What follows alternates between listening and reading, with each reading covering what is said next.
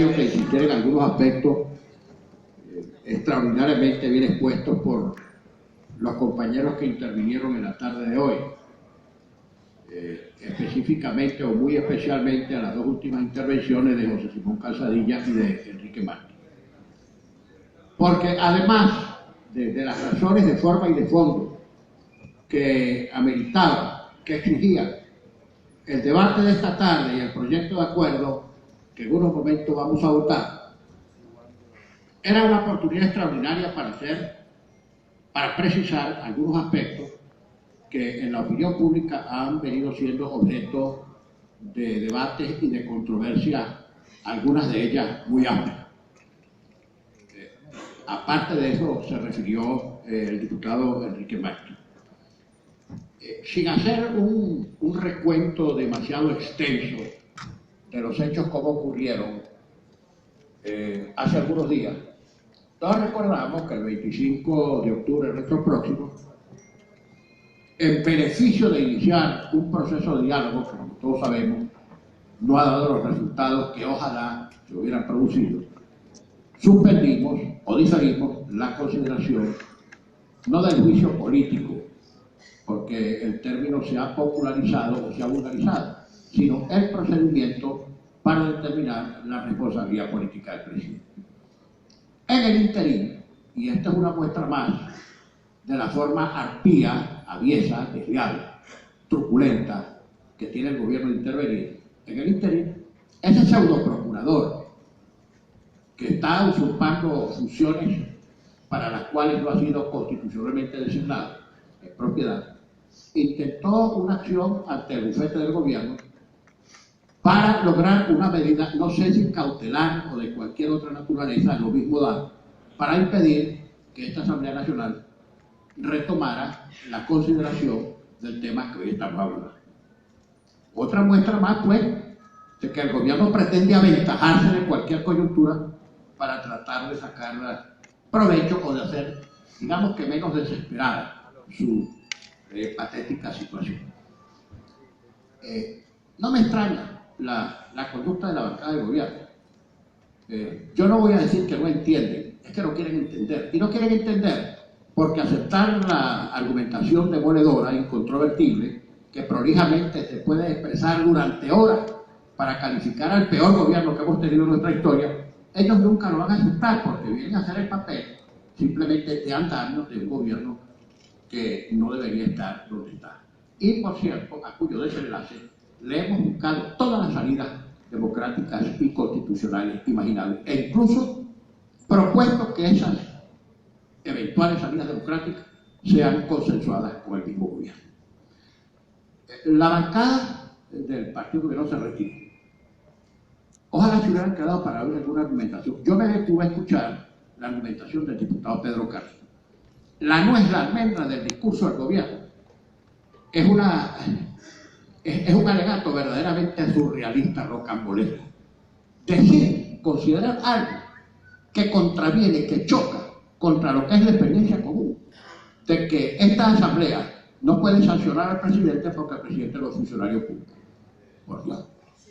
En un régimen como este, grosera, obscenamente hiperpresidencialista, una de las desgracias y de las tragedias que Hugo Chávez nos echó encima, ese hiperpresidencialismo que tendría que ser recogido, acortado, corregido en una próxima reforma de la Constitución, le da al presidente facultades discrecionales prácticamente de monarca, sin contención en todas las áreas. ¿Cómo no va a ser considerado funcionario público un presidente que simultáneamente es jefe de Estado y jefe de gobierno?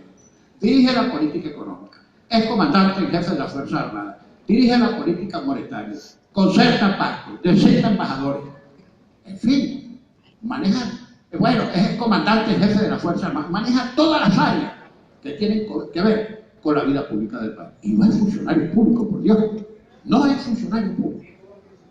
A ojos vistas, porque miren, colegas, y hay que ser insistente en hecho, el hecho notorio no necesita ser probado.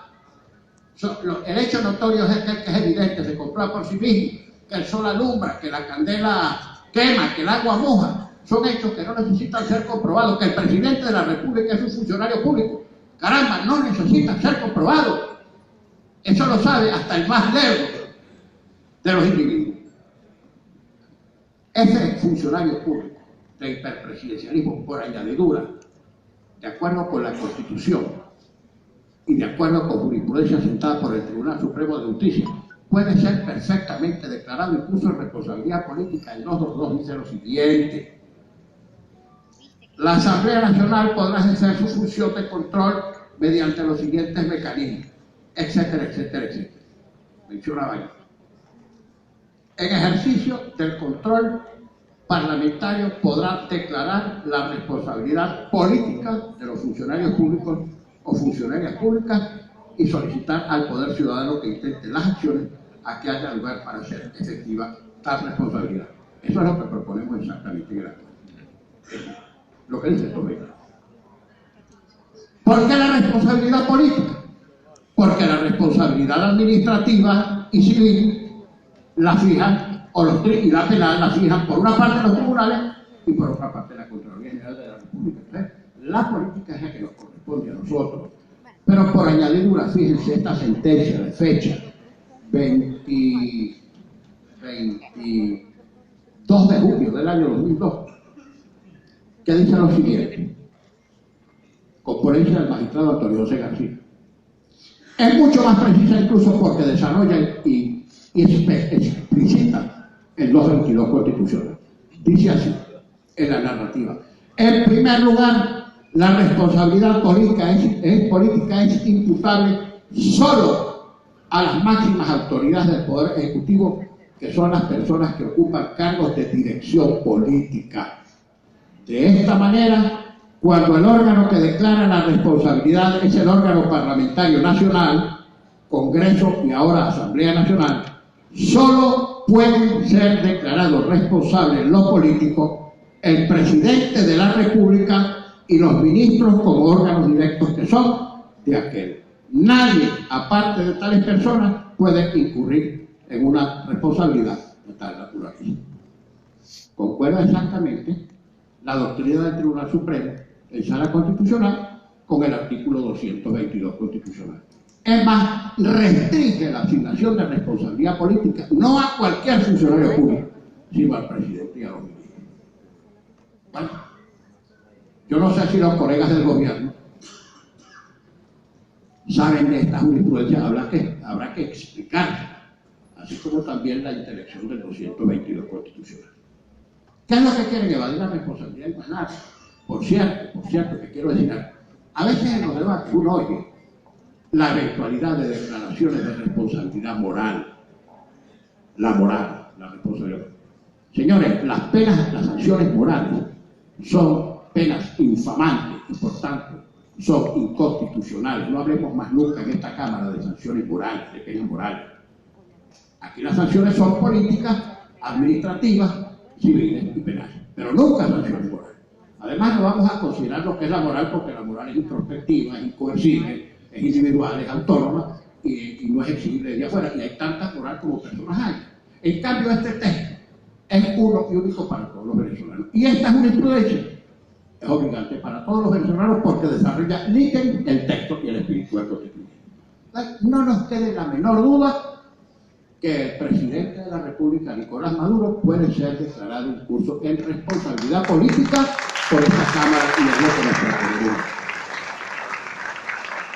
Mire, colegas, y más allá de esto, porque además de los colegas, que lo sepa todo el país, nosotros los parlamentarios que tenemos que ejercer y que desenvolvernos en una legislatura particularmente difícil. Miren que uno tiene experiencia parlamentaria y nunca, se los digo con toda sinceridad, nunca habíamos tenido, al menos en mi experiencia personal, una legislatura tan difícil como esta. Porque nunca habíamos tenido por delante, en la historia contemporánea de Venezuela, un gobierno fallido y forajido como el que tenemos. Yo me puedo cansar aquí de referir anécdotas de encontronazos y de choques surgidos entre los sucesivos presidentes y el poder legislativo, y todas se resolvían con base a la Constitución, e incluso a la destitución de un presidente y la designación de quien habría de sustituirlo de conformidad con la Constitución, y no hubo alteración constitucional ninguno. porque las instituciones funcionaban, porque incluso con prueba y el conocimiento de que, por ejemplo, a Carlos Andrés Pérez le hicieron una emboscada judicial con un fiscal indigno y con magistrados que conspiraron abiertamente para pasarle facturas políticas, y el propio presidente, a sabiendas de que había sido víctima de un proceso de tal naturaleza, nos dijo a nosotros, los parlamentarios del entonces partido de gobierno, que constituíamos solos mayorías en ambas cámaras, que teníamos que cumplir con esa sentencia, no obstante que se trataba de una ejecución judicial.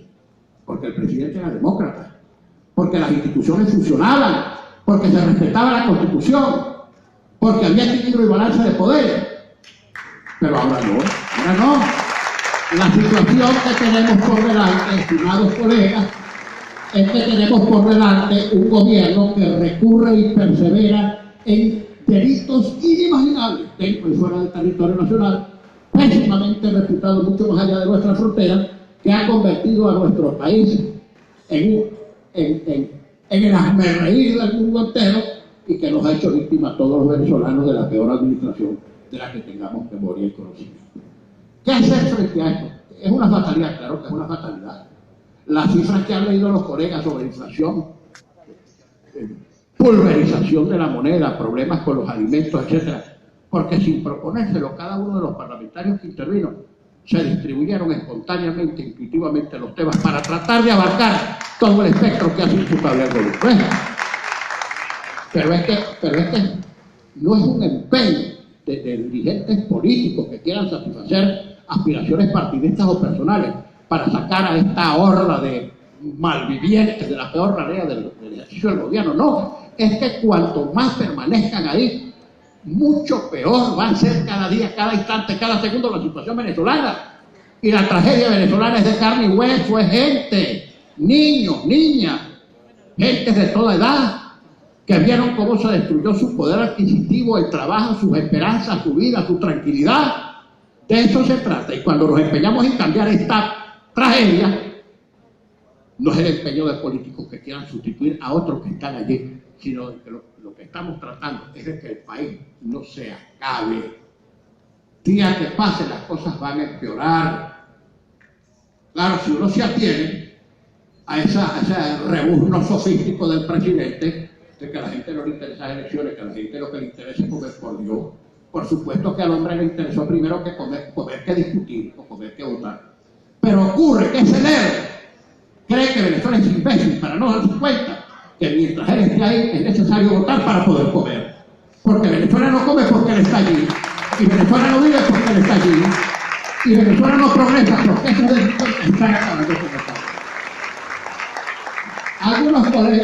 Algunos colegas han anunciado eventos que debemos ejecutar el próximo año. Y lo vamos a hacer de manera pacífica, democrática y constitucional. Ojalá estos del gobierno entiendan que aquí hay que tratar de resolver las cosas en sana paz. Yo tengo mi propia hipótesis. Yo creo que el gobierno está ahí porque está terriblemente asustado. Y tienen razón, porque ellos saben que cuando aquí se recupere la administración de justicia y cuando ya no puedan ejercer el gobierno como lo han ejercido, como los peores malhechores, tendrán que encarar la justicia y tendrán que responder por los delitos que han cometido, por los dinerales que se han robado, por las vidas que han destrozado, por el futuro que le han confiscado a nuestros hijos y a nuestros nietos. Tendrán que responder por eso necesariamente. Y por ese miedo a responder por lo que no podrán eludir, porque se trata de delitos perseguibles en cualquier lugar y en cualquier tiempo, por eso se aferran agónicamente al poder. Pero una cosa es su miedo y otra cosa es el interés de Venezuela. Y es el interés de Venezuela que está en juego, el que nosotros tenemos que cuidar y que preservar. Y es un deber de patria, no de meros legisladores, es un deber de cualquier ciudadano pretender salir de estos delincuentes que están acabando con Venezuela de manera democrática, constitucional, pacífica y electoral. Muchas gracias.